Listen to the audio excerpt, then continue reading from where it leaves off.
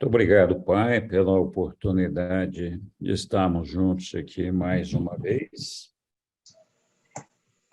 Nós vos pedimos que recebais os nossos irmãos da Turquia e da Síria, que estão vítimas desse terremoto grandioso que aconteceu lá. Pedimos que conforte a todas as famílias, os feridos, e que, na medida do possível, o sofrimento do pessoal seja amenizado lá. Também pedimos pela nossa unidade, pela nossa harmonia, para que nós tenhamos paz e possamos buscar a unidade no reino de Deus. Muito obrigado a todos por terem vindo. Boa noite, Robert. Boa noite, Isabela. Boa noite. Cumprimentado ainda, né? Então, vamos lá. Vamos começar o nosso estudo de hoje. Nós paramos no documento 143, item 6, que é onde a gente vai fazer a retomada hoje, para dar continuidade na nossa leitura. Então, como todo mundo sabe, nós fazemos a leitura do livro de Ulântia na sequência cronológica. Estamos agora nesse documento. Então, fiquem à vontade para nos interromper, para interferir no momento que quiserem, fazendo comentários, observações, colocando perguntas. Enfim, podem participar ativamente. Precisamos de uma pessoa para nos ajudar na leitura aqui, e eu vou compartilhar aqui. Então, vamos lá. Antes, pode ler, Jorge, mas antes só queria lembrar que, se você não for falar nada, para deixar um microfone desligado, porque senão interfere na gravação. Essa reunião está sendo gravada, né? Para depois ser disponibilizada no YouTube. Então, enquanto você não estiver falando, você deixa o microfone desligado. Se precisar falar, daí vocês ligam o microfone, tá bom? Obrigada. Muito bom. 6. O renascimento Se eu estiver samaritano. ligado, você desliga. Boa noite a todos. Sim. Boa noite. Só um minuto. Boa noite. Vou desligar o... Se o meu não estiver ligado, vocês desligam aí. Eu tenho dificuldade. Pode deixar. Tá bom, pode deixar. Voltando. O renascimento 6. O renascimento samaritano. Na noite em que Alda levou a multidão até o lado de fora de Sicar para ver Jesus, os 12 haviam acabado de voltar com comida. E eles suplicaram a Jesus que comesse com eles, em vez de falar com o povo, pois eles tinham estado sem comer todo o dia e estavam famintos. Jesus, entretanto, sabia que a escuridão logo os envolveria, e desse modo persistiu na determinação de conversar com o povo, antes de mandar todos embora. Quando André tentou persuadi-lo a comer um pouco, antes de falar à multidão, Jesus replicou: eu tenho para comer um alimento do qual vós nada sabeis. Quando os apóstolos ouviram isso, eles disseram entre si: será que algum homem lhe trouxe algo para comer? Pode ser que a mulher tenha dado comida a ele junto com o que ele deu para beber?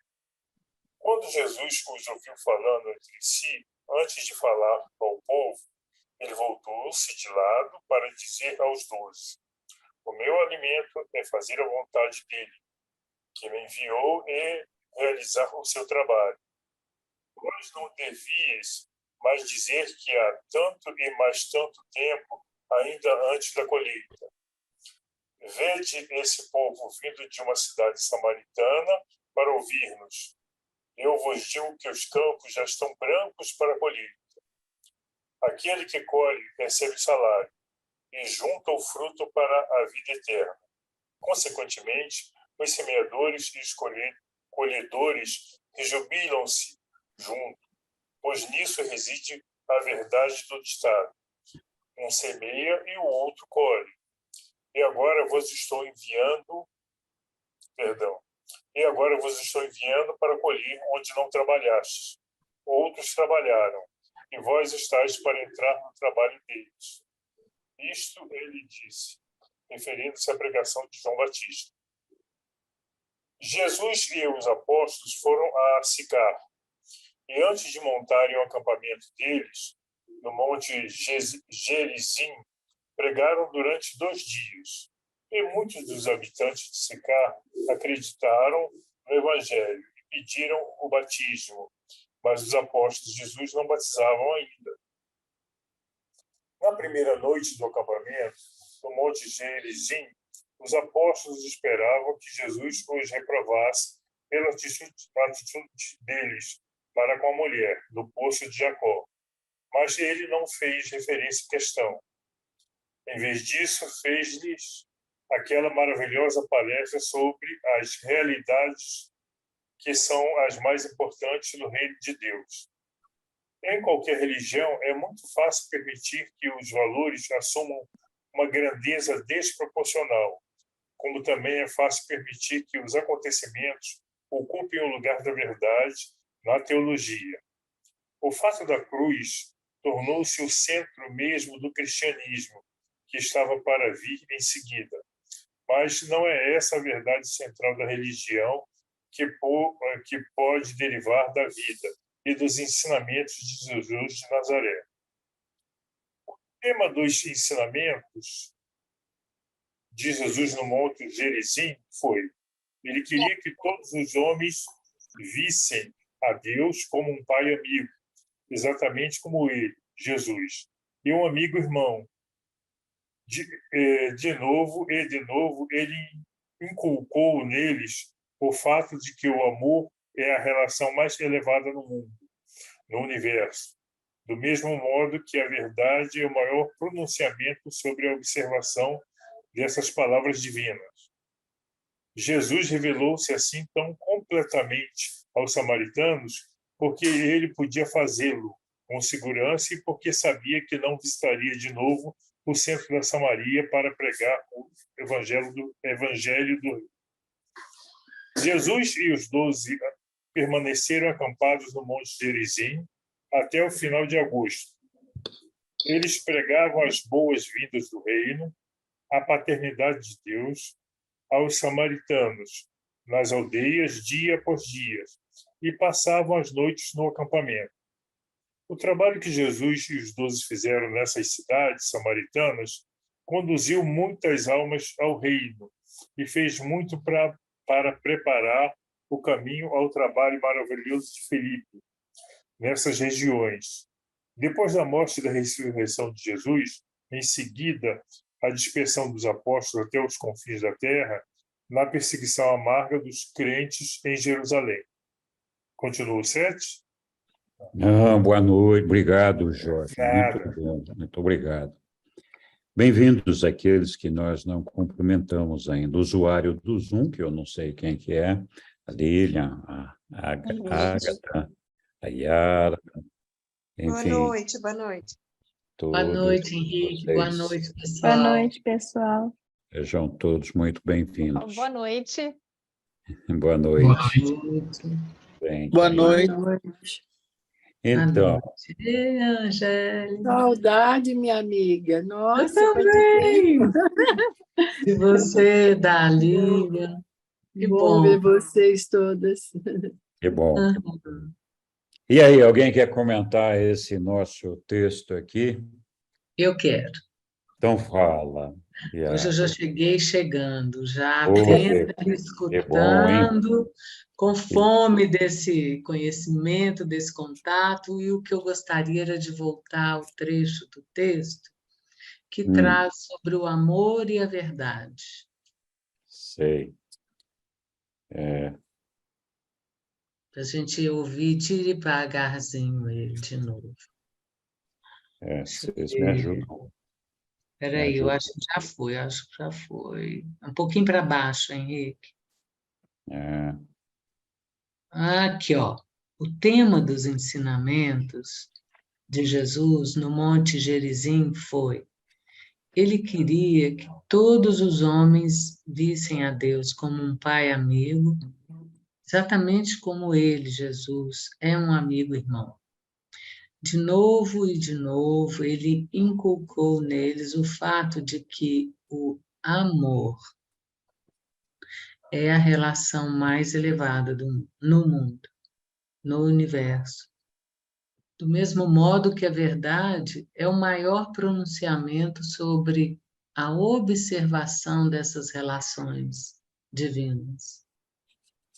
Gostaria de ouvir um pouquinho você, na sua compreensão também, sobre esse trecho, Henrique. Como é que você percebe? bom, eu acho que o texto é muito elucidativo e muito claro, né? E, de fato, Jesus tinha toda a razão ali quando ele fez essa afirmação. E era muito oportuno, né? Porque todos os judeus tinham em conta um Deus com um caderninho que ficava anotando as faltas de todo mundo para castigar as pessoas e cobrar, colocar armadilhas, colocar truques, fazer pegadinhas, né? Então, eu acho que o fato de Jesus trazer essa revelação de um pai amoroso Uhum. e de trazer essa afirmação de que o centro das coisas no universo é o amor, é muito revelador, né? Sim, Todos nós sempre falamos muito disso. A gente sempre tem essa, uma visão um pouco distorcida dessa visão de amor, do amor que é pregado aí por Jesus. Por isso que em várias passagens da vida de Jesus, ele fala da regra de ouro e fala da importância da gente amar uns aos outros como se a gente fosse pai, né? De todos os nossos irmãos. Que acho que não tem nenhuma relação maior de amor que aquela de um pai por um filho.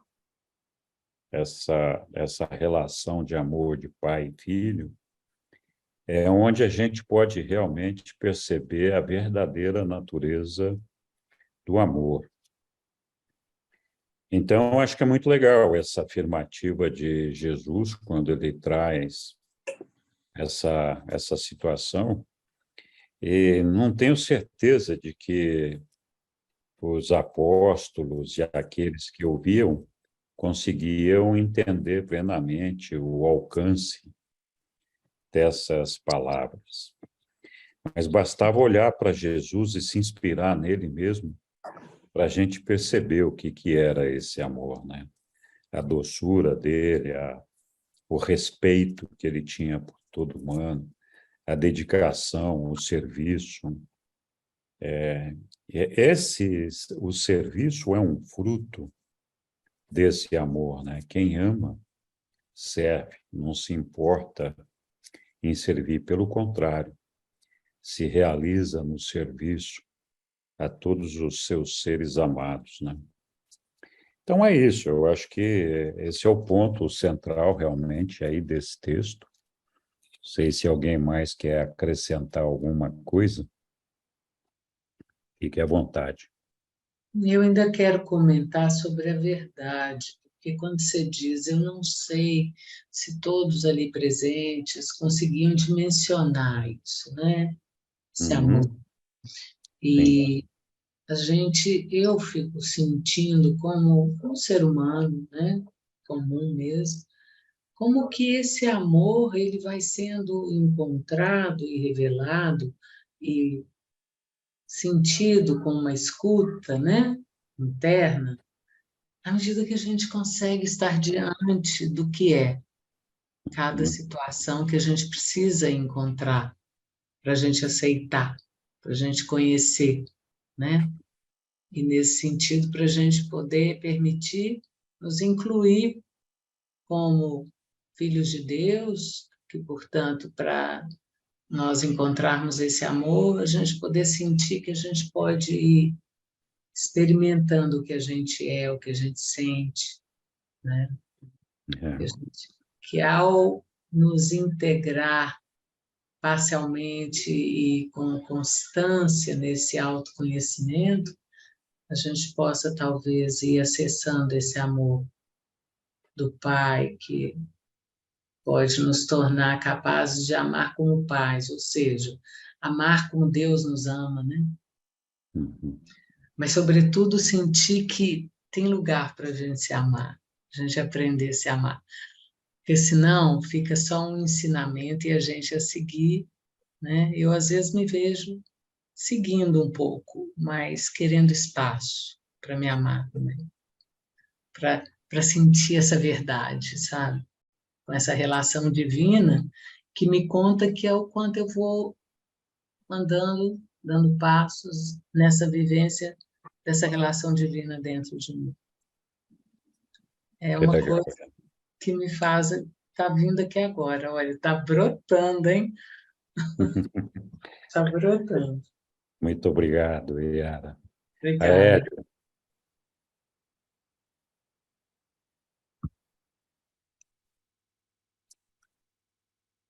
Boa noite a todos.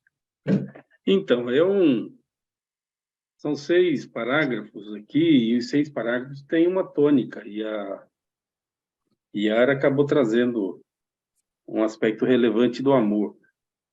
Mas eu queria falar do amor paterno a partir da minha vivência como nordestino do interior do Ceará, e trazendo para os dias atuais e tentando contextualizar o que nós acabamos de ver na leitura desses documentos com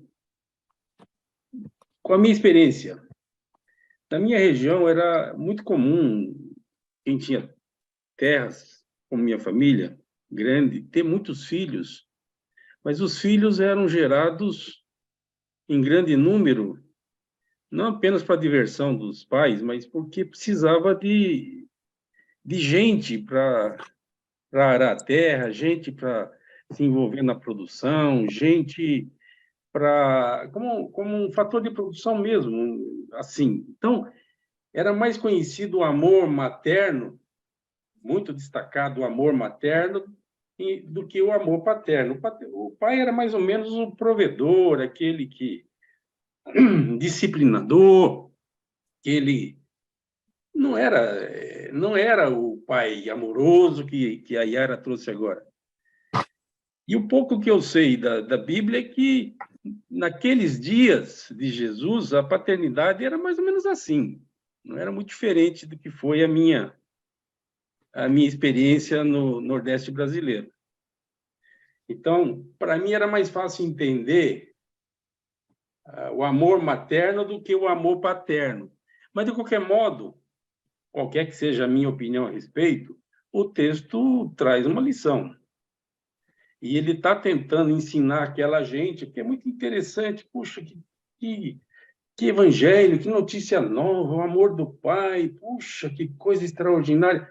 Mas extraordinário por quê? Porque aquele povo não entendia dessa maneira, que o Pai amava do jeito que está no texto.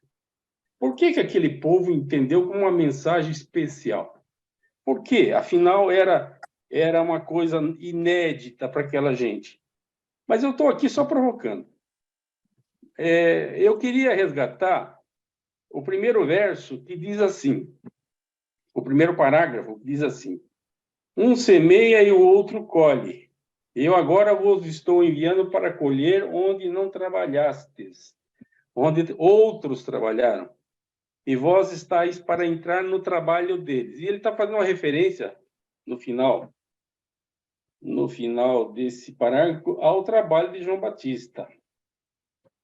Aí você diz assim, por que ele trouxe o trabalho de João Batista, que era um contemporâneo, inclusive era primo dele, em relação ao que ele mesmo, Jesus, começava a fazer no início da sua atividade.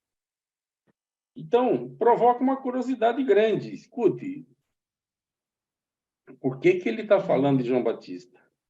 O que tinha de semelhante ou o que tinha de diferente o trabalho de João Batista em relação ao que eles estavam fazendo ali em Samaria?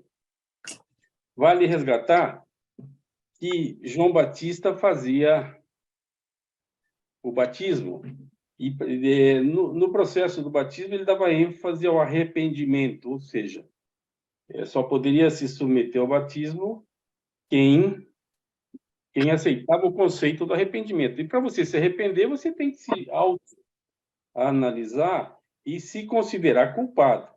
Então, a grande questão é essa. Falar do amor do Pai é uma coisa, falar que você é um pecador, que você é um culpado e que você precisa de arrependimento. Eu só estou provocando, eu não vou desenvolver demasiado esse texto. De repente, alguém contribui mais.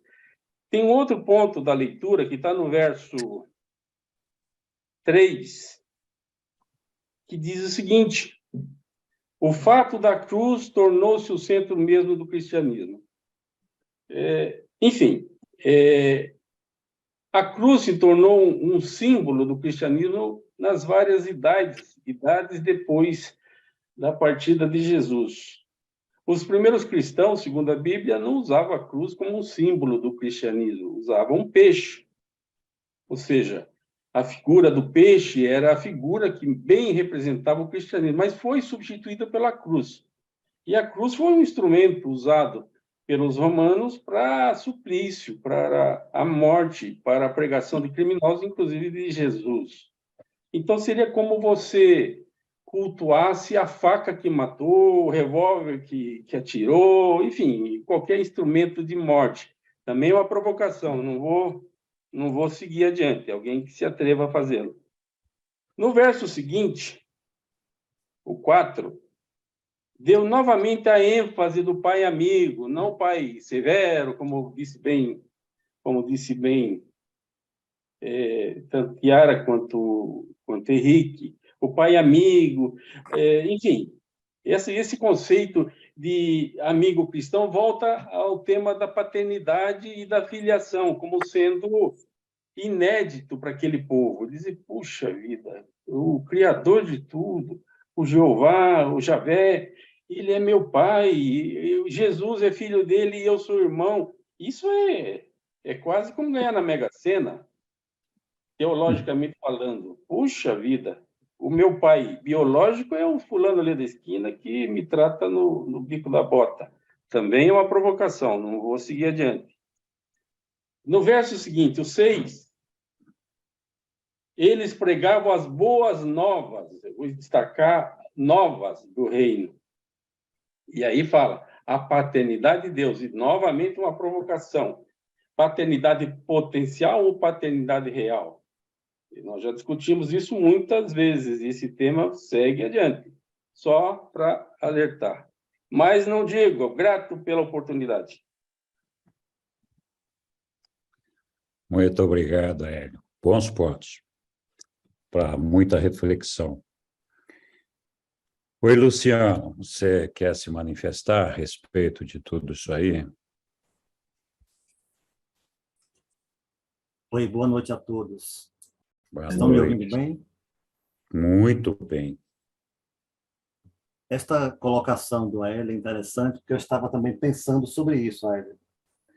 Eu também sou nordestino, sou aqui da Bahia, e a cultura de criação, né, na questão da paternidade, é bem semelhante aí ao Ceará, e não só ao Nordeste, mas acho que, como você falou, a toda a humanidade, né, especialmente na época de Jesus, nessa dificuldade de entender o pai como um amigo, né, como alguém que é bondoso, paciente. Então, acho que a humanidade tem essa dificuldade de aceitar esse amor paterno como o amor mais confortável, o amor mais perfeito, né? Então, é uma dificuldade nossa de aceitar isso aí, né? Devido às várias experiências de certos pais que não foram muito felizes com a sua paternidade, né? E trouxe muitos traumas, muitos problemas psicológicos, né? Para seus filhos, que as pessoas acabaram rejeitando a ideia da paternidade como algo realmente similar ou até superior que o amor materno, né? Mas eu quero trazer uma observação na questão justamente sobre isso, esse desafio dessa boa nova, né, que Jesus veio trazer para o povo daquela época, né, em especial ao povo de Israel e consequentemente ao mundo, né? Dessa ideia mesmo do pai, né? De Deus agora como um pai, e um pai de amor, um pai paciente, um pai carinhoso, um pai misericordioso, um pai que não visa castigar, mas ensinar, mesmo com certa rigidez, mas não de castigar. Então, eu acho que ali, como também é para nós hoje, era muito complicado entender essa questão da paternidade de Deus, né? De ver o Criador, né? O Deus lá do monte que fumegava, e olhar para ele agora como um ser mais dócil, mais amoroso. Eu acho que era difícil, sim, para aquelas pessoas entenderem essa mensagem. Até os próprios discípulos, no início, tiveram essa dificuldade, né? Então, esse desafio de Jesus, né, como está lá no documento anterior, que nós já passamos por ele, no 141, que ele sempre retoma essa questão da Boa Nova, né? Lá no 141, no tópico 6, já no finalzinho do tópico 6, né? Que Jesus, conversando com os discípulos ali em Amatos, ele diz assim: o reino não é vosso, sois apenas embaixadores. Simplesmente proclamai que esse é o reino do céu. Deus é o vosso Pai e vós sois os seus filhos. E essa é a boa nova. Se acreditardes nela de todo o coração, ela será a vossa salvação eterna.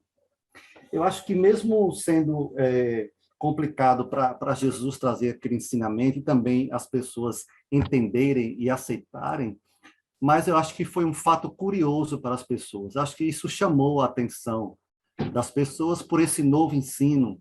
Eu acho que era isso que conquistava as pessoas, essa nova mensagem, diferente das mensagens dos antigos profetas, especialmente os mais ligados a Jerusalém, e isso creio que trouxe uma curiosidade para eles mesmos buscarem e entenderem que mensagem é essa, por que Deus é tratado assim. Vamos ver o que isso vai dar, né? E a gente vê outros momentos, Jesus falando sobre esse amor, quando ele traz ali a parábola do filho pródigo, que fica mais explícito ainda, né? A questão do relacionamento de Deus para a comunidade, que é amor, né? Acho que todos conhecem essa parábola do filho pródigo, que é aquele filho que decide antecipar a sua herança ao seu pai e sai de casa, né? E vai curtir essa herança e depois, por vários motivos e outras consequências, ele acaba ficando na miséria, né? E depois se arrepende e decide voltar para a casa do seu pai, né? No desejo do pai aceitá-lo, mesmo até como um dos mais baixos serviçais da fazenda do pai, da casa do pai. E assim ele volta, né? E o mais espetacular é que quando o pai, de longe, né? Segundo a parábola, e quando o pai avista de longe o filho, que ele reconhece o filho, ele sai ao encontro do filho, né? E nada questiona ao filho, nada passa na cara do filho. Pelo contrário, ele abraça, beija, independente da situação dele fisicamente, se cheirava mal ou não, ele abraçou o filho com todo amor, né? Levou para casa, mandou dar banho, deu roupa nova, deu até o anel da família para ele, e isso simboliza o amor de Deus por toda a humanidade, independente da condição humana, da condição espiritual de cada um, né? Então, esse realmente o grande desafio da mensagem do Reino dos Céus, né, para a humanidade, de abraçar Deus agora como um pai mesmo, um pai verdadeiro, amoroso, um pai que o seu amor supera até o amor de mãe. Então, é um desafio para nós aceitarmos essa boa nova, né, e colocar na prática, né, como trouxe aí as falas de Ara, né, e também a fala do Aélio. São as minhas observações. Obrigado. Obrigado, Luciano. Muito, muito bom. Muito obrigado por sua contribuição. Carlos, você já fez 2 ensaios aí para falar.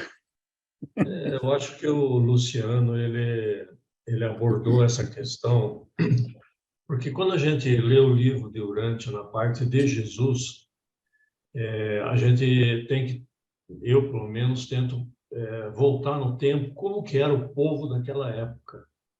Era um povo que estava acostumado, digamos assim, com deuses que castigavam, deuses que puniam, deuses que causavam terremoto, deuses que acabavam com a colheita. Essa imagem de Deus, por exemplo, permeava ali por toda a região. Então, eu fico imaginando, digamos assim, Jesus, dentro dos seus objetivos, uma coisa fundamental era mudar esse conceito, né? Dizer que Deus não era nada disso. Deus era e é amor. Então, a palavra amor significa Deus ama todos os seus filhos, independente de credo, religião, raça, cor, etc. Mas isso, ele teve uma dificuldade do começo até o fim. Nos últimos contatos que ele teve com os apóstolos, ele ainda insistia nisso, né? De desfazer essa base que eles tinham da religião deles, né, para uma outra versão de um Deus amoroso, e também desfazer a imagem que eles tinham, por exemplo, do relacionamento com com as pessoas que conviviam com eles, que era amai aos outros assim como eu vos amei, né? Então, para mim, esse texto foi assim, esse parágrafo, no meu entender, ele bate sempre nessa tecla, porque os apóstolos tinham muita dificuldade, né, de compreender um Deus de amor, né, um amar aos outros como eu vos amei. Então, mais uma vez aqui, né, nesse documento, ele repete esse esclarecimento, né? E até hoje a gente tem dificuldade. Eu, por exemplo, tenho dificuldade em, assim, amar a Deus sobre todas as coisas, mas é difícil para mim, por exemplo, dizer, como que eu vou amar a Deus? Né? O que é amar a Deus? Para mim, por enquanto, seja feita a vontade do meu Pai e não a minha. Essa acho que é uma forma de começar esse relacionamento amoroso, que essa palavra amor tem um sentido muito amplo. Basicamente é isso, Henrique. Muito obrigado, Carlos. Muito bem colocado.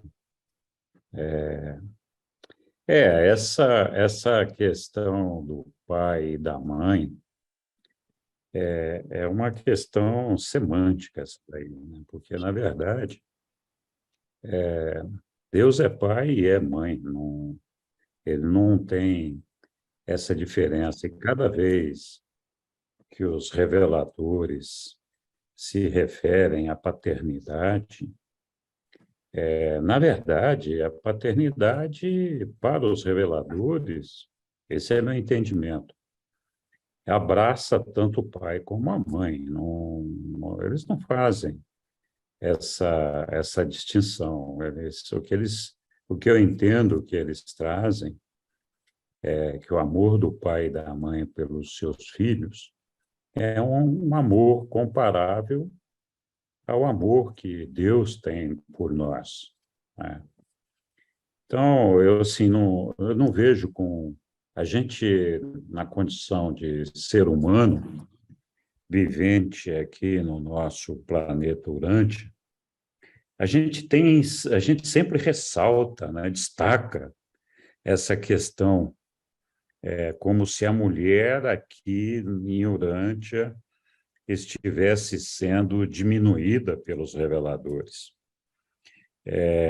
O amor de mãe estivesse sendo diminuído. Eu acho que eles não fazem essa distinção que nós fazemos, né? Em alguns planetas, em alguns mundos, a mulher é que desempenha o papel dominante na relação do casal. Funciona de uma maneira diferente daquela que funciona para nós aqui. Os reveladores nos falam sobre isso em algumas passagens.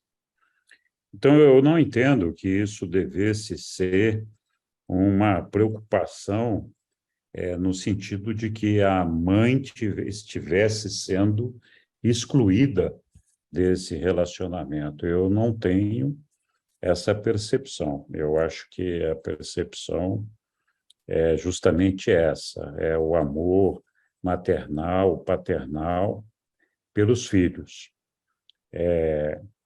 Aqui no nosso ambiente, naquela época de Jesus, as funções do pai e da mãe eram bem separadas, no sentido de que a mãe era responsável pela criança até uma certa idade, por volta dos 7 anos. E depois o pai assumia a responsabilidade. Quão bem cada pai, cada mãe representava o seu papel ali, a gente não tem como avaliar. Mas era uma questão cultural ali. O pai tinha uma responsabilidade pelos filhos, possivelmente diferente daquela que tem hoje. Então, eu acho que nossa cultura, os nossos usos e costumes criaram uma condição de pouco amor do pai com relação aos seus filhos. Talvez isso seja uma verdade, não é meu caso. Eu adoro meus filhos e tenho por eles total dedicação e devoção. Então, eu não tenho esse conflito de competir com a mãe deles em nenhum momento, de achar que ela seja mais amorosa ou menos amorosa, mais cuidadosa ou menos cuidadosa do que eu sou. É diferente, ponto.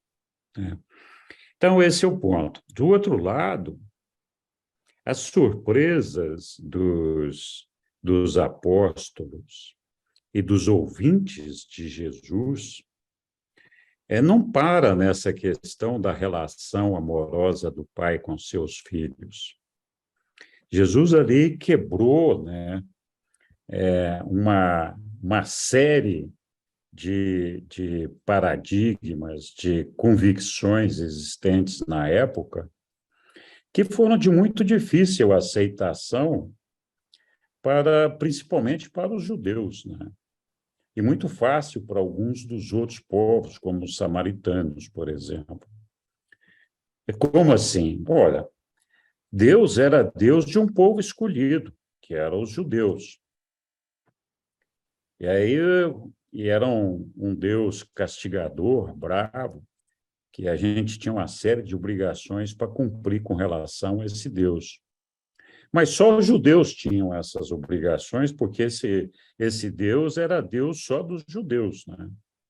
Aí chega Jesus e fala, não, primeiro que ele não é bravo, ele é um pai amoroso. E segundo, que ele não é pai só dos judeus, ele é pai de todo mundo, inclusive dos samaritanos, né? Então, imagina a euforia dos samaritanos ao descobrir que Deus não só não era o cara bravo que existia e que eles não tinham direito, como esse cara Deus é um pai e que era pai deles também, né? Então, verdadeiramente, era uma grande revolução. Se a gente parar para pensar um pouco, dá para pensar no efeito que esse posicionamento de Jesus, essas declarações de Jesus, trouxeram, né, o efeito que tudo isso trouxe entre os judeus, principalmente aqueles sacerdotes do templo, né? E, poxa vida, como assim? Você está dizendo que tudo que nós fizemos até hoje é errado? Por isso que os caras decidiram matar Jesus. Né? Jesus era uma ameaça para eles. Então, apesar da boa nova, apesar da revelação, ela incomodava muita gente. Ela trazia no seu bojo uma ameaça ao status quo que era dominante ali na época, e que, por isso, provocava diferentes sentimentos. Jesus, com certeza, tinha consciência de que, dependendo do lugar onde ele estivesse falando essas coisas, ele poderia provocar ou despertar um ódio mortal de algumas pessoas ali por ele. Né? Por isso que ele foi chamado de filho do demônio e todas aquelas coisas que a gente já sabe. Então, esse posicionamento de Jesus realmente foi um posicionamento que trouxe uma situação nova. E essa situação nova, evidentemente, trazia consigo uma série de interesses, de conflitos, de situações inusitadas, que colocavam a todos os seres humanos que rodeavam a Jesus e aos judeus e os seus apóstolos no mesmo cesto, no mesmo balaio. Né? Então, assim, os judeus deixavam de ser um povo diferente e privilegiado por conta dessas declarações de Jesus. Né? Então, essa boa nova tinha, de um lado, do lado dos judeus, essa dificuldade de aceitação e de entendimento, mas, claro, despertava uma curiosidade, uma alegria e um entusiasmo muito grande naqueles que não eram judeus.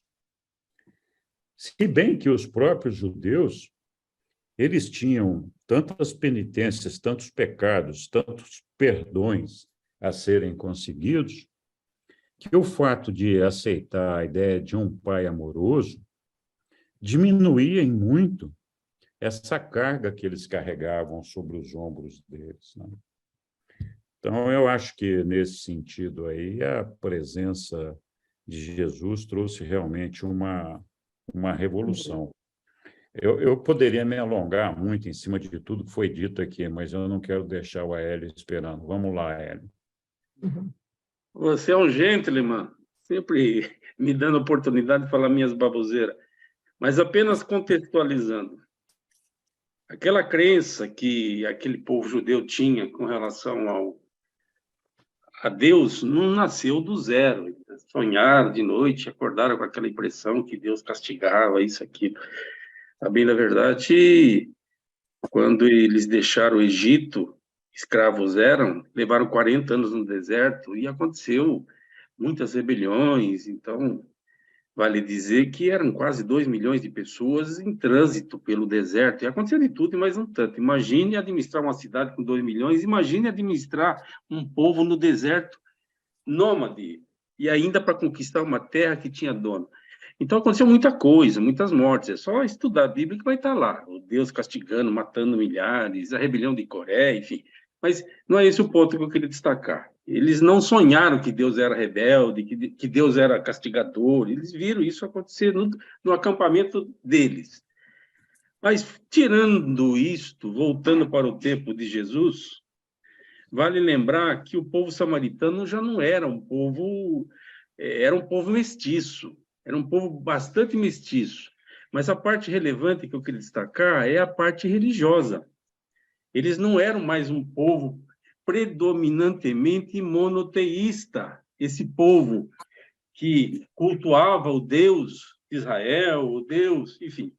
Ele era um povo misturado com os gentios da época. Não vou voltar a essa história, que já falamos na aula anterior. Mas o fato é que o povo samaritano não tinha essa visão de Deus que tinha os apóstolos, por exemplo. Eles eram politeístas, na sua grande maioria. Tá. Mas, adiante disso, apenas para provocação também, não sei se isso tem algum proveito, esse povo da Palestina era um povo subjugado por um exército poderoso da época, que era o exército romano. Eles eram tributários dos romanos, e os romanos não tinham nada a ver com esse Deus de Israel, não tinha nada a ver com os deuses lá da Samaria. Esses romanos, inclusive, não faziam a menor questão que os povos subjugados cultuassem o Deus deles. Porque a impressão não, eles entendiam que o Deus da Palestina era um Deus porcaria, um Deus de merda. Por quê? Se tivesse algum valor, eles não seriam eles não seriam subjugados, eles não seriam tributários, eles não seriam suzeranos. Ou seja, que Deus é esse? Para os romanos não tem a menor importância. Isso que eu estou querendo contextualizar, porque os samaritanos, de modo geral, não tinham essa necessidade do Deus monoteísta. Não tinha. O texto aqui é omisso com relação a isso, mas eu estou trazendo informação de fora. Então, não tinha essa visão. Então, nós estamos dando um foco de que o Deus dos judeus era o Deus querido de todos, da Palestina toda, e não é verdade. E menos ainda dos romanos. Mas não digo, provocação para quem quiser falar. Obrigado. Obrigado, Hélio. Sim, eu ia responder, mas o Antônio pode falar lá, que levantou a mão. Diga lá, Antônio. Eu queria fazer uma referência à essência do ensinamento que Jesus quis dar para nós, quando ele propôs fazê-lo para os judeus, apóstolos dele na época. Então, a gente teria que fazer um link com o item 6, parte 5, para poder compreender melhor, talvez, a parte 6. É porque aqui na parte 5, aí tem dois cenários, né? O cenário da rivalidade entre os judeus e os samaritanos, uma rivalidade secular, né? Que gerava um mal-estar entre os judeus e os samaritanos, uma resistência a esse pessoal que morava na Samária. E o outro é a questão da resistência que a cultura judia fez com a mulher na época. Então, tem esses dois elementos aí que eu vejo como sendo os dois elementos centrais para ele destacar o amor como sendo a energia cósmica que supera todas essas limitações que foram impostas ao homem na vivência dele, na educação dele, na história dele durante. Então, a primeira que eu queria me referir quando ele disse que foi o primeiro, me referindo ainda ao item 6. Desculpa eu fazer a referência, embora tenha sido uma área que foi um capítulo aí que foi comentado na reunião anterior, mas eu queria ler isso aqui. Esse foi o primeiro pronunciamento direto, positivo e indisfarçado da própria natureza e filiação divinas que Jesus fez na Terra. Esse contexto está dentro dessa quase inserção. Esse foi o primeiro pronunciamento direto, positivo e indisfarçado da própria natureza e filiação divinas que Jesus fez na Terra. E foi feito a uma mulher que na cultura da época era muito desvalorizada, hoje ainda, naquela região ainda tem um papel muito subalterno em relação ao homem. Foi feita uma samaritana, então duas causas assim muito pesadas em cima de um ser humano igual a todos nós. Uma mulher de caráter questionável aos olhos dos homens até esse momento, mas uma mulher a quem o olho divino contemplou como sendo alguém contra quem se tinha pecado mais do que pecara ela própria. Quer dizer, a sociedade e as pessoas, os próprios apóstolos, pecaram mais contra ela do que todos os pecados que ela cometeu pelo fato de ser uma mulher questionável. Então, Jesus foi na essência desse tabu, né? Por falta de amor da humanidade, né? E por falta de amor dos apóstolos.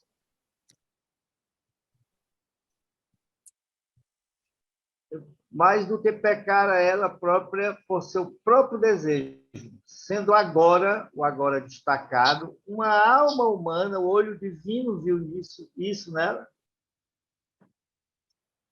sendo agora uma alma humana que desejava a salvação, que a desejava sinceramente e de todo o seu coração. E isso era suficiente. Isso é para nós, pessoal. Isso não é para os apóstolos só, não. Isso aqui está na nossa essência, os tabus, as dificuldades, as limitações impostas por ideias que não são amorosas. Isso... Então, ela... Aí, lá na frente, só para voltar aqui para o 6, lá na frente, ele comenta, os apóstolos nunca deixaram de chocar-se, ele falou nunca, deixaram de chocar-se com a disposição que Jesus tinha de falar com mulheres de caráter discutível e imorais mesmo.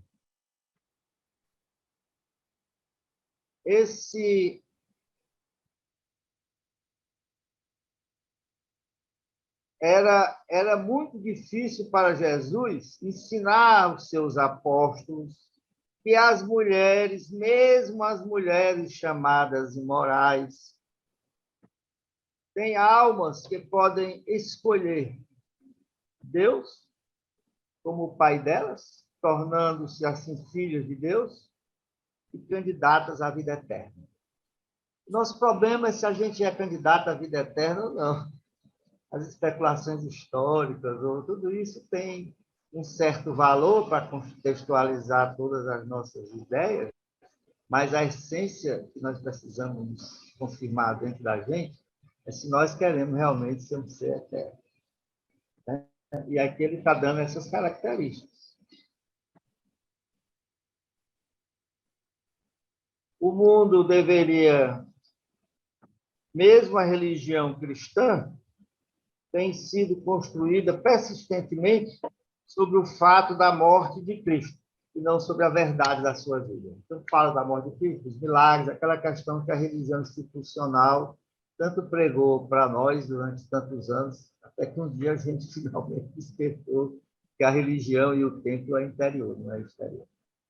Bom, então, na parte 6, eu compreendo que ele está exatamente complementando esse ensinamento que ele tão insistentemente fez aos apóstolos.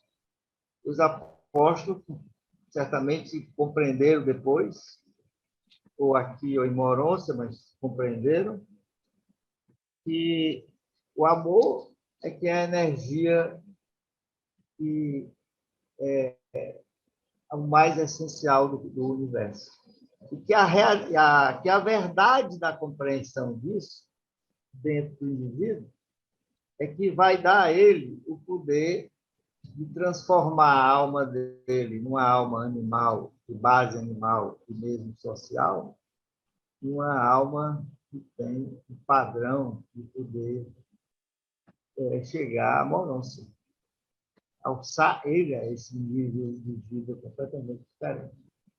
Era isso que eu estava querendo comentar, para que o conteúdo chegue no sentido de que seja transformador para nós, né? Nós que estamos ouvindo, nós que estamos tendo acesso a esse material assim, tão especial, né? Uma coisa tão sem muita simplicidade, mas a gente sempre tem que entender que esse foi um pronunciamento direto, positivo e disfarçado da própria natureza e filiação de Deus.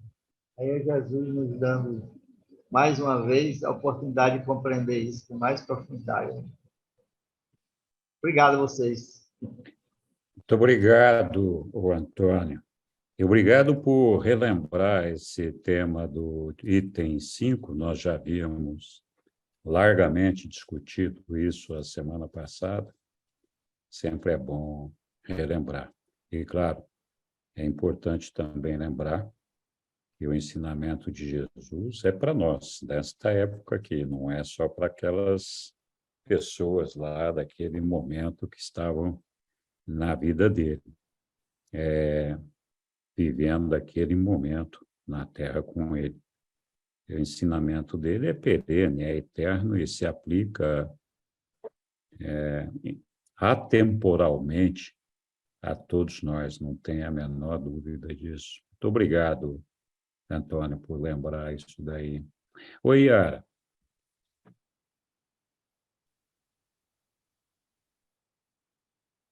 Eu estou voltando porque ressoei profundamente com isso, né? O poder da compreensão dentro de cada um de nós tem o poder de transformarmos, de salvarmos. O amor é relação. A verdade também é relação. Uma relação que a gente vivencia com o que a gente é capaz de sentir, descobrir, conhecer, compreender dentro de nós. Então, uma relação com a gente que vem lá, né? Desde quando a gente é centelha divina, trazendo o ajustador do pensamento. Então, uma certa noção do que pode ter espaço e crescer dentro de nós para ser esse poder cultivado, né? De compreensão, ele está dentro de todos nós, como sempre esteve dentro, eu imagino, dos homens e das mulheres daquela época de Jesus, que conheceram a ideia de que o Pai é um Pai de amor, num contexto hostil, num contexto que não precisa ser provado, né? Como assim Deus existe se esses assassinos acontecem aí toda hora, mata, dizima toda a população, se as injustiças estão todas aí? Como assim Deus é amor, né? Mas é exatamente nesse contexto que Deus traz Jesus para nos deixar essa revelação. E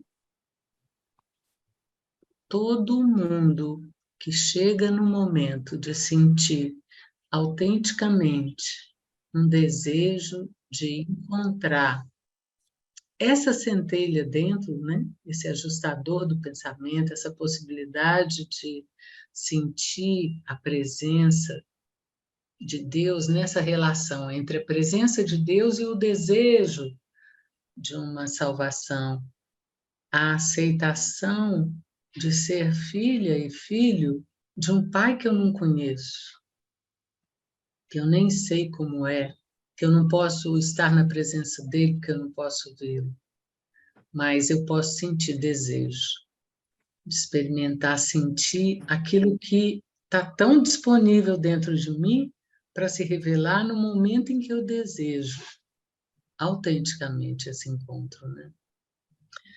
Eu acho que eu entendi muito, compreendi bem o que o colega disse aí. E acho que todos nós somos capazes de vivenciar isso da forma única de cada um, né? Mas a mesma compreensão.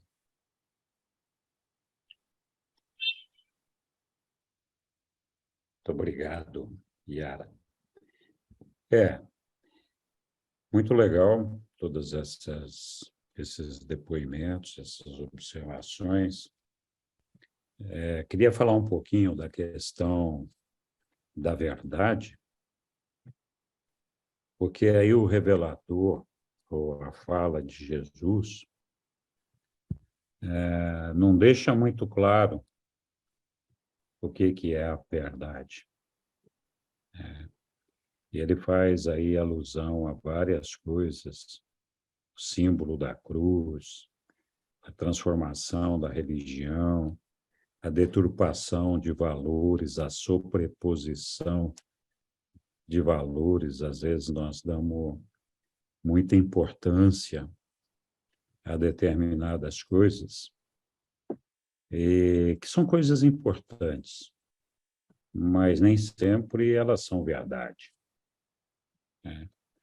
Então, a religião de Jesus se ter como símbolo, se transformar na religião da cruz, é um fato, não é uma verdade. Não foi essa a religião que Jesus veio pregar para nós. A religião é de que Deus é nosso Pai e que nós somos irmãos. Jesus não se cansou a vida toda de falar disso, né? Essa é a verdade a que Jesus se refere tão insistentemente. A verdade imutável de que Deus é o nosso Pai e de que todos nós somos irmãos. Nós podemos não gostar dessa ideia, podemos não aderir a ela, mas essa é a única verdade a que se refere Jesus. Todo o resto, né, a cruz de Jesus, o Deus bravo, todas essas coisas que são mencionadas em distintas ou diversas passagens, não só do livro de Urântia, mas da Bíblia, elas relatam, muitas vezes, fatos que a gente converte em verdades, converte em dogmas, converte numa série de coisas como se fossem essas coisas que fossem pautar a nossa vida daqui para frente, ou a partir daquele momento. E o que acontece é que a religião de Jesus, a verdade de Jesus, a missão de Jesus foi revelar essa verdade. Deus é o vosso Pai, é o meu Pai, é o nosso Pai, e nós somos todos irmãos. A gente pode espernear do jeito que quiser, mas essa é a verdade. Podemos não querer participar dessa verdade, mas essa é a verdade. Podemos questionar, discutir, brigar, não aceitar, podemos falar o que a gente quiser, colocar quantos simbolismos e verdades nós quisermos ao nosso bel prazer, mas todas as coisas que nós nos agarramos fora dessa realidade são coisas temporárias, passageiras, e que, com certeza, não correspondem à verdade do reino de Deus. Então, esse é o ponto, porque muitas vezes fala, mas onde é que está a verdade, né? Como é que eu vou saber o que é verdade, o que não é, né? A verdade é essa. Deus é o Criador de tudo, é nosso Pai, e quando nós reconhecemos essa condição, nós automaticamente nos fazemos todos irmãos, independente de gostarmos ou não dessa verdade. E a relação dessa verdade, a relação que move essa verdade, é como Jesus fala ali, é o amor. E é isso que nos cabe assimilar e carregar no nosso dia a dia. Eu acho que é muito interessante esse fato. Não sei se a gente já parou para pensar, mas vocês já perceberam que quando a gente busca a Deus, busca a unidade de Deus, a gente se une no entorno do amor do Pai, na compreensão dele, na possível aceitação da nossa irmandade, nós temos um ponto convergente de unidade e harmonia, onde aparentemente, digo aparentemente porque muda de pessoa para pessoa, os conflitos desaparecem, as questões de pai e filho, as questões de marido e mulher, as questões do trabalho, as questões sociais, econômicas, políticas, elas desaparecem quando a gente busca essa unidade e essa harmonia no nosso Pai.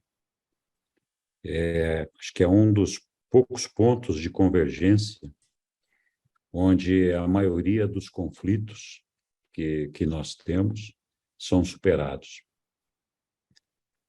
Principalmente se a gente abraçar a ideia de que a relação familiar nessa verdade é o amor. Então, acho que esse é o grosso, o ponto central do ensinamento de Jesus a todos os apóstolos naquela época e para nós aqui, enquanto seres viventes desse nosso conturbado planetinha aqui. Muito bem. Mais alguém quer fazer alguma observação? Henrique, deixa eu só fazer uma colocação assim, né? Minha opinião, tá? Sim. Eu não vejo Deus, né, dessa forma tão emocional assim. Dá a impressão de que Deus pega todo mundo no colo e põe para ninar. Eu não vejo Deus assim. Entendeu? Eu vejo Deus como nosso Pai Criador, né? E a nossa, que na verdade seria uma metáfora dizer que ele é pai e dizer que nós somos irmãos, porque nós somos criação deles, né? E a gente traz isso para a nossa humanidade para poder entender isso. Mas eu acho que existe um divisor de água assim. Antes de Jesus, a humanidade vivia muito, sacrificavam até pessoas, né? Era tudo, ou até hoje, né, os judeus fazem sacrifício, né? E eu acho que Jesus veio para dizer assim, que tudo que Deus criou, toda a criação de Deus, né, tanto a nós, como os animais, como os vegetais, né, toda a criação de Deus, não, ao contrário, tudo é criação de Deus. Por tudo ser criação de Deus, não faz sentido você fazer determinadas práticas. E o que a gente tem que fazer, por tudo ser criação de Deus, e nós fazemos parte dessa criação, é nós amarmos e respeitarmos toda essa criação, né? Tanto é que ele não deixou dogma, nem que dogma aquele que Jesus deixou. Ele deixou assim, olha, vocês vão seguir os mandamentos de Deus, que é a lei, né, os 10 mandamentos, que isso daí não vou mexer, mas você tem que amar as pessoas como você se ama. E você tem que amar a Deus como você se ama. Você tem que amar a Deus sobre todas as coisas e amar o outro como todo. O outro seria o outro, não só a outra pessoa. Não é só amar o filho, amar o marido, não. É amar o outro dentro da criação de Deus. Porque a irmandade no meu ponto de vista, essa irmandade, ela se estende, sabe? Ela não é só, quer dizer, lógico que a nossa família, aí entra problema de karma, de uma série de coisas, assim, as porcarias que a gente faz tem que arrumar, todas essas coisas. Mas fora disso, né? Mas assim, seria toda a criação de Deus, né? Então, Deus, ele é o princípio de tudo, que criou todas as coisas, e eu acho que Jesus veio exatamente para dizer isso para a humanidade. Então, o que acontece? É lógico que ele não foi bem visto, né? Ele desestruturou toda uma cultura social, uma hierarquia social para dizer que todo mundo era igual, mas todo mundo é igual? Não, todo mundo é igual porque todo mundo faz parte da criação de Deus. E é lógico que dentro disso existem diferenças, né? E quando ele cita amor, eu vejo que ele cita amor assim, você tem que querer bem, ajudar, né? Porque amor é uma coisa abstrata. Eu amo, legal, mas aí se ama e fica sentado e não faz nada. Então você não serve para nada esse amor, não, ao meu ver. Amor, para mim, é quando você... Por exemplo, vocês, né? Vocês têm aí o livro de Urântia, aí eu falei, puxa, eu queria um livro de Urântia. Aí você, não, eu te dou um livro, entendeu? Para mim, o amor é isso, é você fazer alguma coisa efetivamente para alguém, na precisão, sabe? Então, eu acho que... Porque, assim, você só faz bem para você. Porque o que você faz de mal para você? A gente se veste, a gente se alimenta, a gente se cuida, a gente vê as nossas necessidades, não é assim? Então, se a gente cuida da gente tem que cuidar das pessoas também. Então, eu vejo isso como uma prática, não como um sentimento, só um sentimento. Eu sinto amor, tudo é muito emocional isso. Eu acho que Deus é muito de execução, sabe? A evolução é uma coisa de execução, né? Hoje a gente tem uma forma de ser, uma maneira de pensar. Amanhã a gente vai... O que a gente tem que fazer? A gente tem que buscar. O que a gente está fazendo aqui hoje? A gente está com o livro de Urântia, buscando conhecimento sobre a criação, sobre o Criador, sobre Jesus, sobre todas as coisas, porque eu ainda não sei definir o livro de Urântia, não tenho capacidade para isso. Eu acho que vai muito além do que eu penso. Então, mas o que a gente está fazendo? A gente está buscando essa evolução. Então, a gente crescer, a gente evoluir, isso tudo, né, vivendo junto com a criação e executando junto com a criação, eu acho que é o que leva a gente a esse Pai, entre aspas, né, ao nosso Criador, que foi colocado como Pai, mas leva a gente a esse Pai e leva a gente a outras pessoas através disso. É assim que... não estou certa, mas hoje eu enxergo as coisas assim. Tá bom, Silvana. Muito obrigado.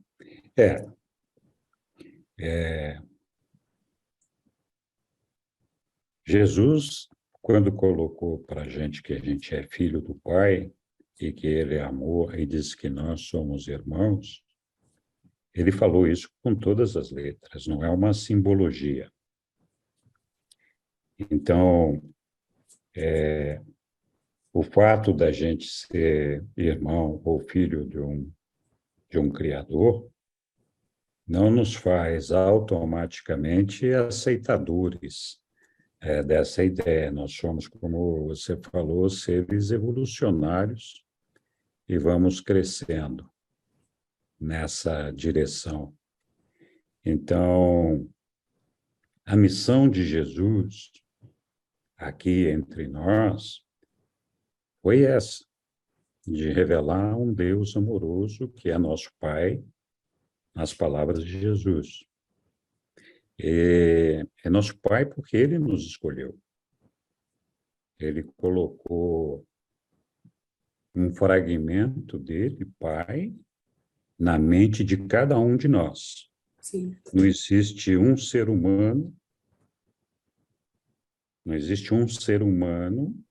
que não tenha recebido um fragmento do Pai.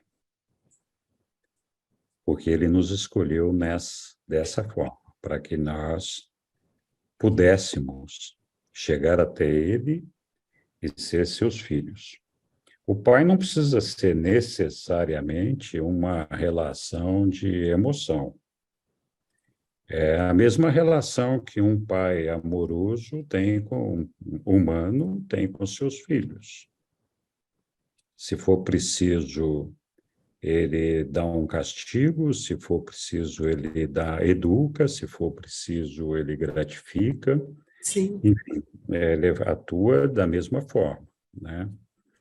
Então, eu acho que é importante, porque houve um momento que nós ainda não chegamos nessa passagem aqui no livro de Urântia, onde Jesus fala da regra de ouro, que é essa, de que a gente deve amar a Deus sobre todas as coisas e que nós não devemos fazer aos outros aquilo que nós não gostaríamos que nos fizessem. Houve um momento em que Jesus disse, olha, essa regra não serve. Ela é horrível, não serve mais. A regra que eu dou para vocês agora é sim que vocês, além de amar o Pai, amem uns aos outros como eu vos amei. Quando Jesus fala como eu vos amei, ele fala de uma situação onde ele é, no nosso universo local, o nosso Criador. E enquanto humanos, a gente pode considerar Jesus como o nosso Pai, porque verdadeiramente o Deus no paraíso, o nosso Pai, só será de verdade mesmo o nosso Pai quando a gente alcançar a fusão com o nosso ajustador do pensamento. Então, quando Jesus fala que vocês devem se amar como eu vos amei, ele está dizendo, naquele momento ali, ele está se colocando na posição de nosso Pai, além de nosso irmão. Dizendo, olha, é assim que vocês têm que amar. Por quê?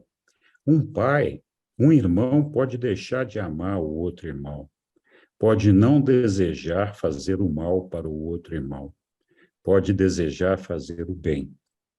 Mas um pai nunca perde o seu amor pelo seu filho. Quando eu falo pai, eu estou falando de pai e da mãe, pelo amor de Deus. Não vamos criar uma situação embaraçosa aqui. Então, é esse espírito desse amor, acho que espírito está mal colocado aqui, é essa ideia de amor que Jesus quis transferir para nós. Que um pai, mesmo que o filho esteja desviado, sempre perdoa o filho. Não implica de que não vá orientar, se necessário dar castigo, se necessário chamar atenção, mas um pai nunca abandona seu filho. Então, quando Jesus fala, olha, eu quero que vocês se amem uns aos outros como eu vos amei, ele quer que nós nos coloquemos na condição de um pai de todos os nossos irmãos menores. Vou repetir. Ele quer que nós nos coloquemos na condição de pais de todos os nossos irmãos menores. Tem duas coisas importantes nessa ideia.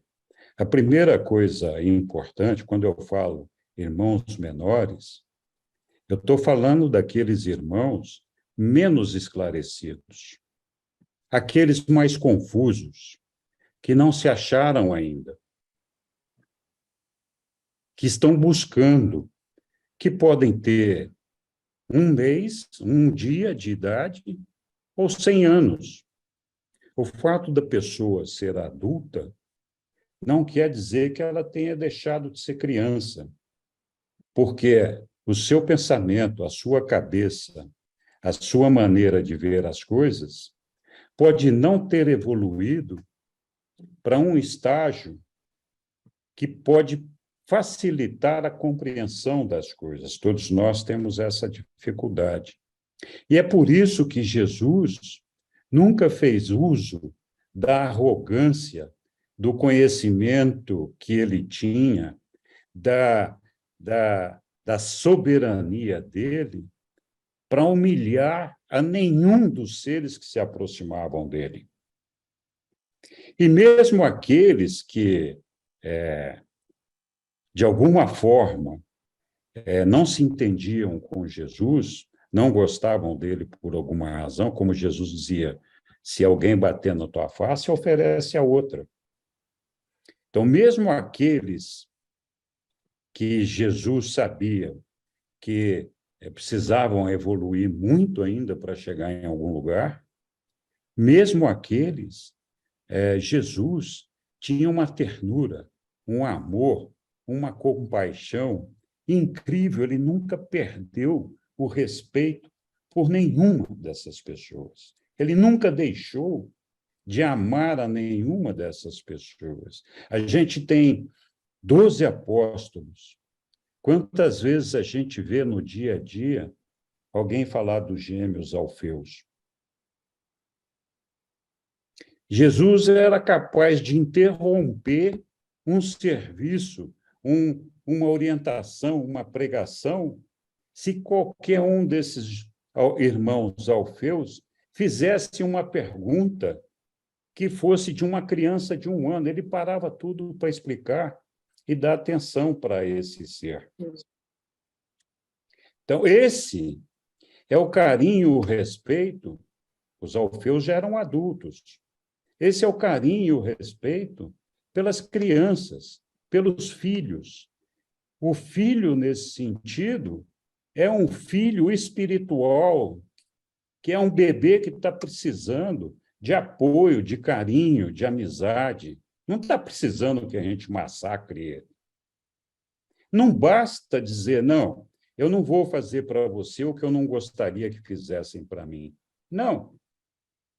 Não é isso que Jesus quer. Jesus quer que, não, abre o braço para receber essa pessoa, colocar ela no teu colo e, com amor e com paciência, ser tolerante com essa pessoa. Entender que essa pessoa é uma pessoa que tem alguma limitação, que precisa de ajuda, precisa de carinho, precisa de apoio.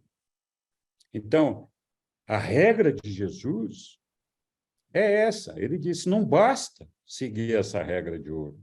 Isso aí é muito fácil. Eu quero ver vocês fazerem aquilo que eu estou fazendo.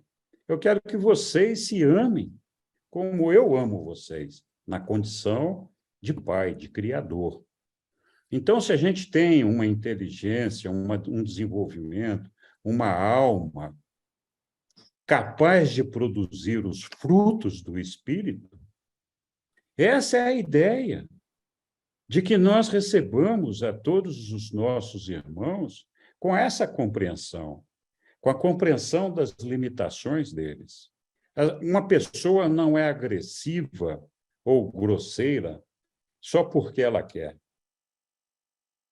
Ela age, muitas vezes, de uma maneira impensada, de uma maneira agressiva, de uma maneira competitiva, por conta das limitações dela, de conhecimento do nosso Pai, de aceitação da irmandade dos homens, de conhecimento do reino de Deus.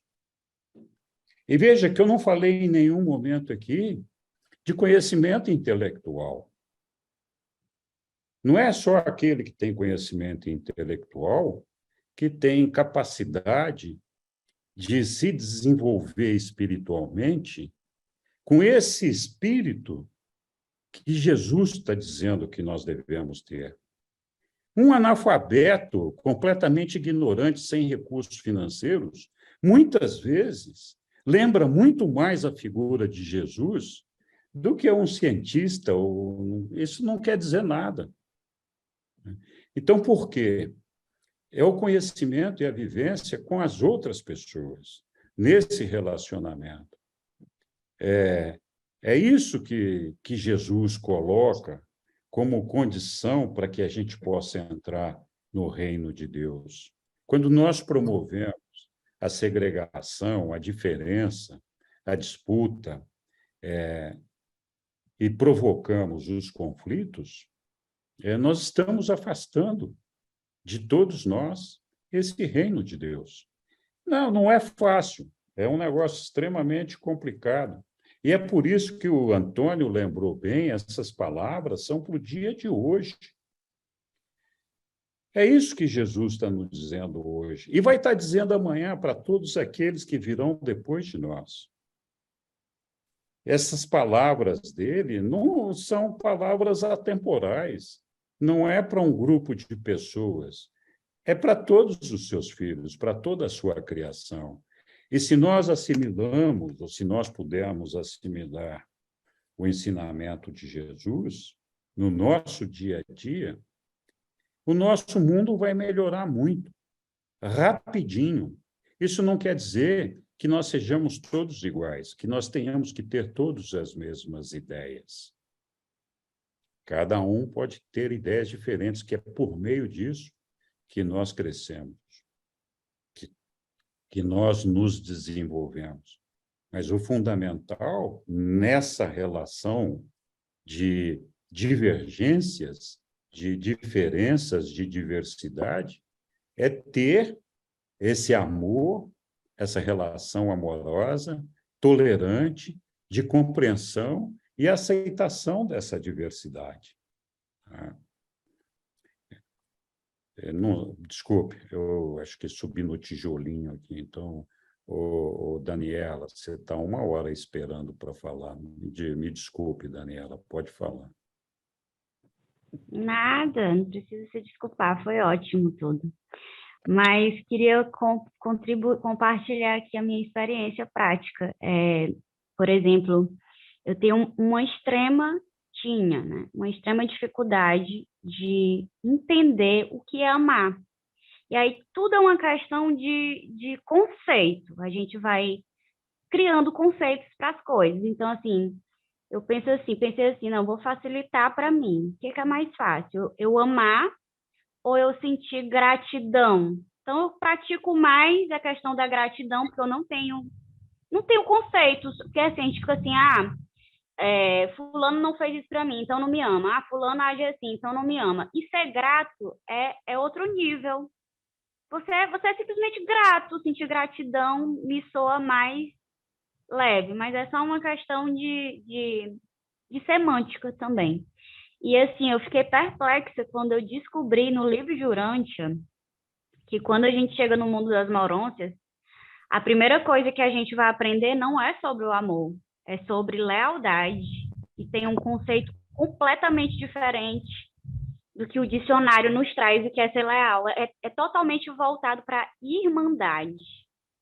Então, assim, eu achei isso tão incrível.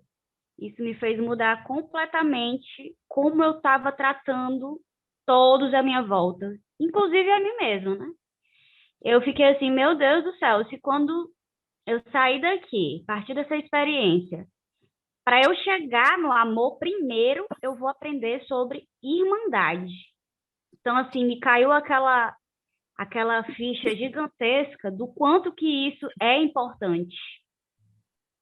Eu fiquei perplexa, estou perplexa até hoje. E aí, com tudo isso que vocês estão falando, da importância, né, de que Jesus falava, ama como, né, ama o próximo como a si mesmo, e o outro ensinamento que ele deixou, né, de amar como um pai. Acho que eu até citei em outra reunião que, assim, eu não sou mãe, nunca fui mãe, mas eu tendo essa ciência de que eu não sou mãe, não tenho vontade de ser mãe, nem pretendo. Então, como que eu vou experienciar isso? eu me vejo como minha própria mãe, a minha alma é uma criança que eu estou criando. Então, eu vou procurando experimentar isso de alguma forma. De alguma forma, eu já vou treinando, que eu penso assim, caramba, se eu já estou sabendo disso aqui, sei que tem esse lance da irmandade. Jesus veio e ensinou tudo isso daqui. Às vezes eu me choco em momentos que eu entro em total discordância com as pessoas, mas eu vou fazer o quê? Eu vou aceitar as diferenças. Eu não vou morrer porque alguém pensa diferente de mim, porque alguém age diferente. E esse conceito de Deus também, eu sinceramente, assim como o amor, que é uma coisa que é dificílima para mim, o que é amor? Todo tempo muda o que é amor. E o amor, para mim, é uma visão meio distorcida, eu tenho completamente distorcida. E de Deus também. Então, sabe o que foi que eu fiz? Eu disse, quer saber? Eu vou criar um novo relacionamento com Deus, porque o relacionamento que eu tive com meu pai e com minha mãe, assim como os que falaram no início, não era essa coisa assim, sabe? Assim, para eu trazer para essa proximidade com Deus. Então eu falei assim, quer saber? Eu vou parar de vitimismo, de showzinho, que eu não sou mais uma criancinha, vou destruir todos esses conceitos que eu tenho sobre pai, sobre eles são humanos. Eu pensei logo assim, eles são humanos, imperfeitos, estavam aprendendo. Não vou comparar o amor do pai, do Criador, trazendo para meu pai e para minha mãe. Amo demais meus pais, tenho o máximo respeito por eles, mas vou construir uma relação nova a partir de hoje com Deus. Quero conhecê-lo, ajustador do pensamento pela glória, me guia. Quero conhecer esse Deus, me mostra. E estou me rendendo. É isso que eu estou fazendo. Porque se eu for ficar querendo descobrir, sabe, pensando, comparando, eu particularmente não saio do lugar. Então eu joguei tudo para o alto. Quero ser uma folha nova, me mostra, estou com sede de te conhecer e me guia. Assim. Era Bom, isso. Daniela. Muito obrigado, Daniela. Oi. Obrigada, Daniela. O Bauman quer falar também. Eu fiquei muito emocionado aí com a Daniela, mas eu queria falar o seguinte, que a gente tem a fala do livro, né, das coisas que Jesus falou. Pessoal, Jesus está dentro de cada um de nós. Não morreu, não. Entendeu? Não sei o que eu estou dizendo, não. Foi ele que falou. Ele disse mais o seguinte, quando eu vier, é melhor que eu me vá, porque da forma como eu virei, é mais eficiente do que do jeito que eu estou aqui, limitado por uma máquina de músculos e células e tal. Então, vocês viram no livro já, né, sobre a questão do Espírito da Verdade. Esse Espírito da Verdade, Jesus, é a voz dele. Ele, em parceria com o ajustador, que é vocês sabem que é um fragmento puro da primeira fonte sempre, Jesus é um espírito que permaneceu interno no homem. Depois dele, todo mundo tem. Então, quando a Daniela fala sobre eu tenho desejo de ouvir, compreender a Deus, ela está atendendo, quem está falando isso para você, e está ali orientando, é o seu ajustador, que você não viu. Essa qualidade é supra-animal. Ela não é parte da sua alma animal. Ela é supra-animal. Ela você mexeu com energia que está além do animal, que você, basicamente, nós, né, basicamente, fomos na nossa instância primitiva. Então, está aqui dizendo, ó, você está falando aí, Daniela, né, que essa sua ansiedade, que eu percebe claramente a sinceridade daquilo que você fala, está aqui Jesus falando no item anterior, que vocês viram a semana passada, né, que o olho divino, apesar daquela mulher ser uma prostituta, é assim que eu estou compreendendo, né, e o homem não podia nem falar com ela, o olho divino, né, percebeu nela como sendo alguém, aliás, um pouco mais na frente, porque o seu próprio desejo, sendo agora, ele está falando, Jesus disse agora, aqui e agora, não foi depois nem antes, não, agora ele está falando. Uma alma humana que desejava a salvação e desejava sinceramente. Isso é que eu acho, a gente sempre fazer essa análise na entrelinha das coisas, e de todo o seu coração. E isso era suficiente. Não precisava mais nada, não, precisa mais nada, não. Você está obtendo o resultado do sua própria fé, do seu próprio desejo. É porque é sutil a forma como o ajustador fala. Né? A gente está muito agitado costumeiramente, aí a gente percebe a voz. Essa voz é do Pai. É porque a gente se desconecta, né, pela nossa tradição, essa nossa costume, né? Muito difícil, um planeta muito difícil, né? Todos os problemas que ocorreram nele para a nossa evolução, é difícil perceber a sutileza da voz do ajustador. Ele fala, e você vai se surpreender quando você um dia vê assim, diz, é o ajustador falando. É o meu ajustador falando.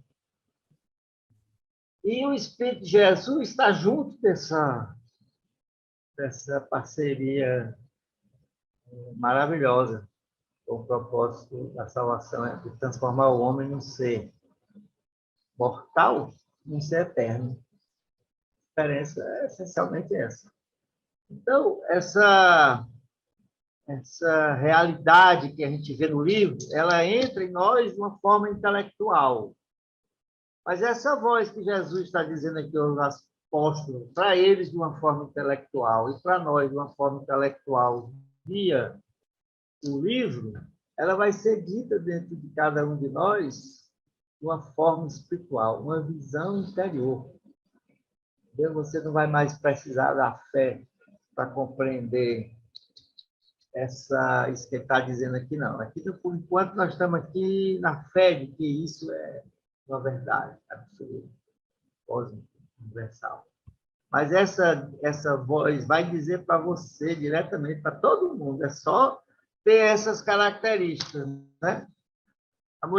A pessoa lá, a Nalda, era uma mulher de vida fácil, né? Mas ele viu dentro dela que a alma dela, humana, desejava a salvação e que ele a desejava sinceramente.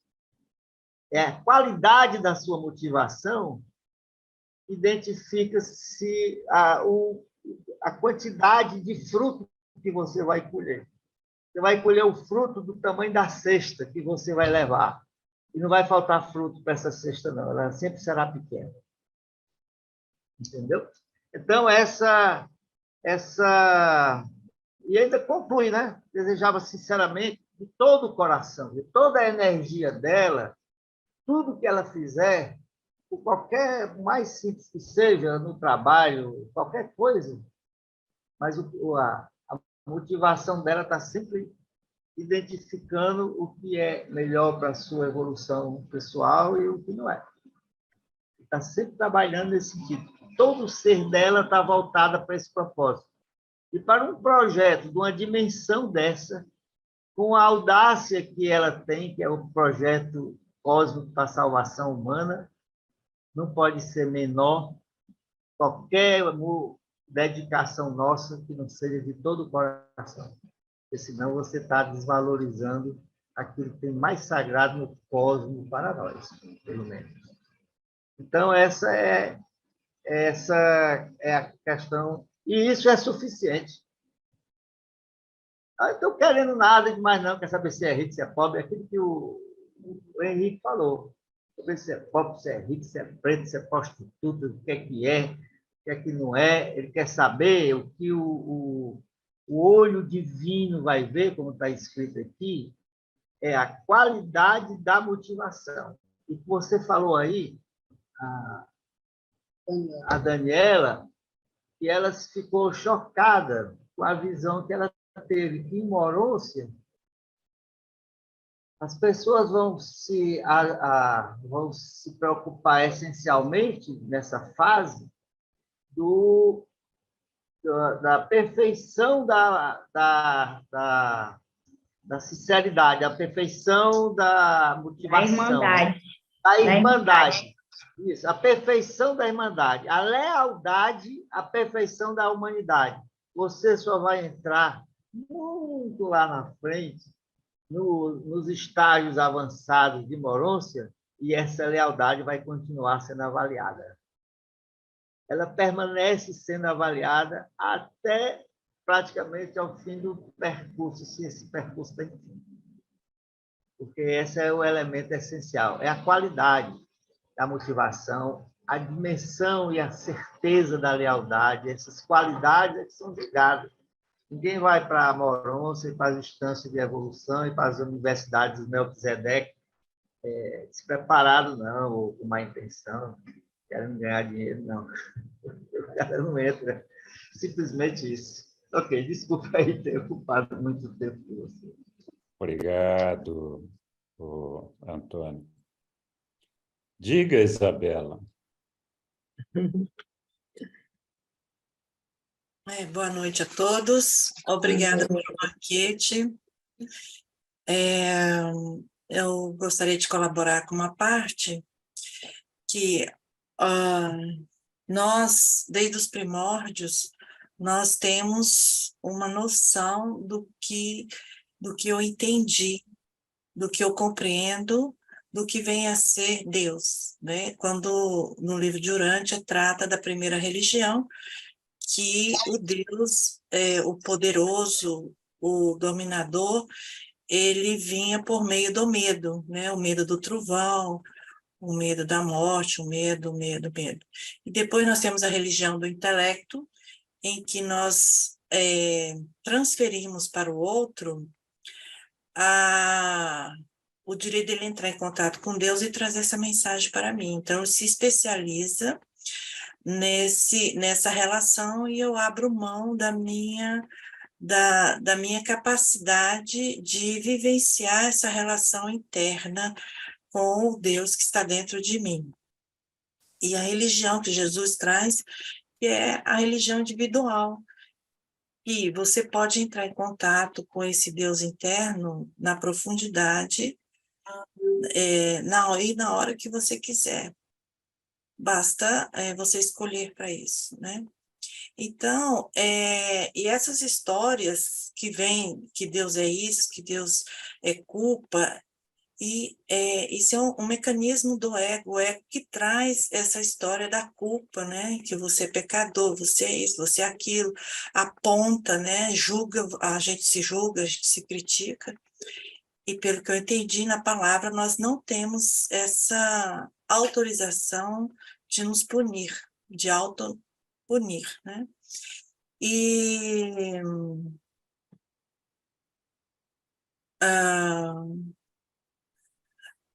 bom, e aí o que eu entendi nessa parte? Naquele documento 142, item 6, ele fala sobre Nicodemos. Nicodemos era um homem muito rico, e esse homem foi conversar com Deus, com Jesus às escondidas. E lá, Jesus disse que ele tinha que renascer, um homem muito culto, muito inteligente, um decisor, como se ele fosse hoje um STF, e ele não sabia como que renascia. Mas, Senhor, como é que eu vou entrar no útero da minha mãe desse tamanho? E ele falou, mas Nicodemos, você é um homem tão inteligente, tão isso, tão aquilo, você não entendeu o que eu falei? Então, nós temos que renascer a todo instante, a todo segundo, porque nós trazemos essa mensagem do que é Deus, daquele Deus punitivo que vem das culturas, impregnada, as nossas células, os nossos átomos estão impregnados com essa informação. Além de eu ser um animal, eu ainda tenho que lidar com essa informação que também vibra, é uma energia que eu também vibro. E eu vim da totalidade e me e me fragmentei em várias coisas e eu perdi a minha consciência. Então, eu estou aqui, no meu entendimento, na minha santa ignorância, criando uma consciência de mim. E com várias partes dentro de mim. E eu tenho que ter clareza para não me perder nessa coisa. Eu não sei o que é certo, o que é errado, o que é ilusão, o que é verdade. E Jesus disse para... Vou voltar para o Nicodemos, senão eu vou pela perna fora. E aí o que acontece? Aí o Nicodemos, Jesus diz, então, o que é renascer de novo? É você escolher de todo o seu coração, com toda a sua sinceridade, é o que o Antônio estava falando, da sua qualidade de escolha, de querer conhecer esse Deus. Ele falou, eu quero conhecer esse Deus. Eu falei, então, escolha. Você tem a opção de escolher. Escolha e deixa que o Espírito vai te guiar. Aí você vai começar a colher esses frutos. E aí, ele, num documento antes, eu acho que no 140, 137, ele fala que o amor, o que é o amor? Eu falei, Jesus, o que é o amor?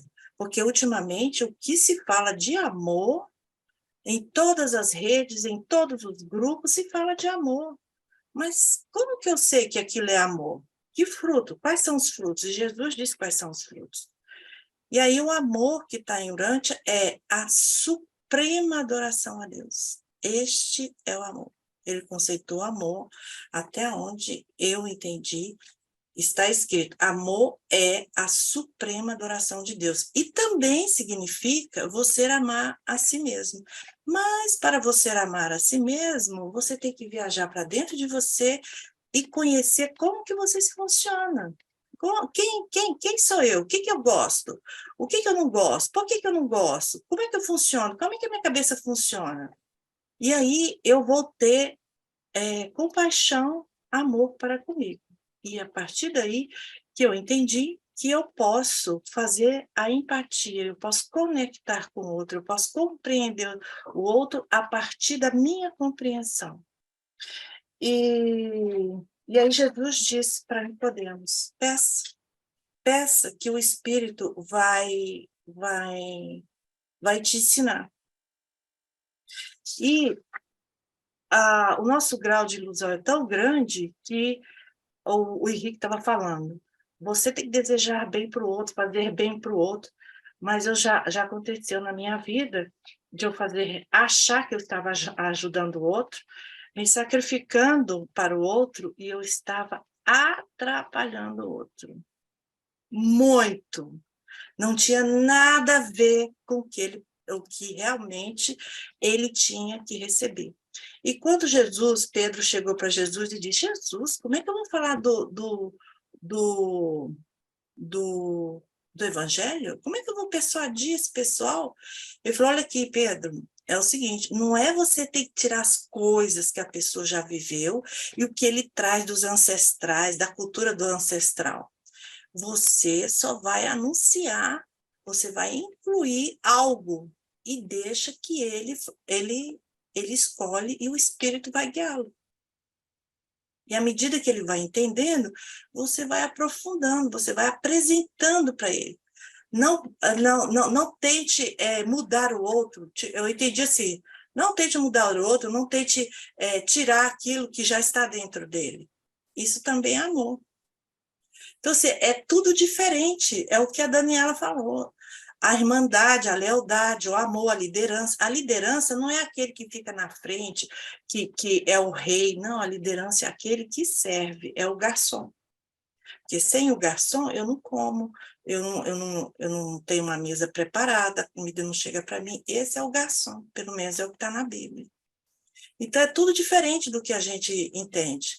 E Jesus disse que para Natanael, eu não sei se foi no 158, 59, não sei, por aí, ele diz que muitas das histórias que estão na Bíblia não são verdades. Pessoas que não viveram aquilo, não experienciaram aquilo, eles contaram essas histórias, mas elas são úteis porque ela faz com que as pessoas, como todas as religiões, mergulhem dentro de si e e se conheçam. Agora, não adianta eu ficar falando capa a capa de livros sagrados se eu não viver aquilo. É a mesma coisa de olhar para o cardápio e não comer o que está no cardápio, mas eu sei tudo que tem no cardápio, até a receita. Mas eu não vivi aquilo. Obrigada. Muito obrigado, Isabela. Isso mesmo, a gente tem que vivenciar